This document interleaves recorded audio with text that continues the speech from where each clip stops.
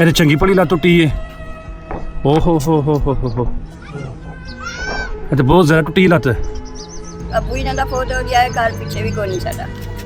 अच्छा इन्होंने बच्चे ने वाला साहब भी फोत हो गए ने। अपना घर का नहीं सारा पीछे घर बार भी कोई नहीं। वाशरूम है वे और इन्हों का कमरा है। अस्सलाम वालेकुम।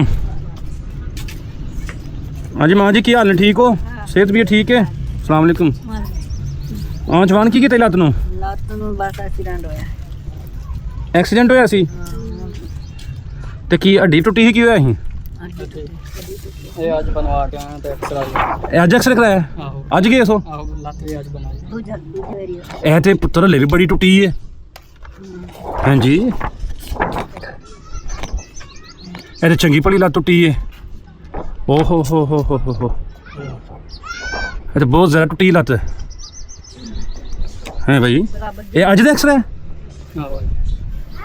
ते सिर्फ इंज पट्टी करके भेज छड़िया उन्होंने? नहीं बनिया ने ਬੱਚੇ ਨਾਲ ਬਣਿਆ प्लस्तर कित्थों कराई है? ਡੋਗਰਾ ਪਿੰਡ। डोगरा पिंड। पुत्र डोगरा पिंड पुंड ना जाओ, अल्लाह दे बंदे हो, ए कम से कम सिविल अस्पताल जाओ। अच्छा ए पुत्र तेरा ऑपरेशन वाला मामला है। हमारे बंदे से ये ज़कात मिली है ते बच्चे नु दिला सकते कोई सरकार कोई नहीं पैसा कोई नहीं कुछ इतनी हमारे बंदे से सुहाना नहीं छोड़े दे काम करे ना करे और कोई कमा जी कमा वाला कोई नहीं?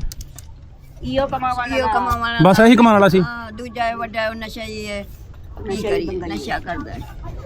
मां जी ये मसला ਜਿਹੜਾ ਪੱਟੀ ਵਾਲਾ ਨਹੀਂ, ਇਹ ਜਿਹੜਾ ਐਕਸਟਰਾ ਤੁਹਾਡਾ ਦੱਸਦਾ ਪੈਣਾ ਮਾਂ ਜੀ ਇਹ ਖਰਚਾ ਹੈ ਕੰਮ ਹੈ ਆਪਰੇਸ਼ਨ ਵਾਲਾ, ਕਿਉਂਕਿ ਉਹਦੀ ਹੱਡੀ ਬਹੁਤ ਜ਼ਿਆਦਾ ਟੁੱਟੀ ਦੀ ਹੈ। ਇਹ ਪੱਟੀ ਨਾਲ ਇੰਜ ਨਹੀਂ ਬਚੀ ਜਾਣੀ ਮਾਂ ਜੀ।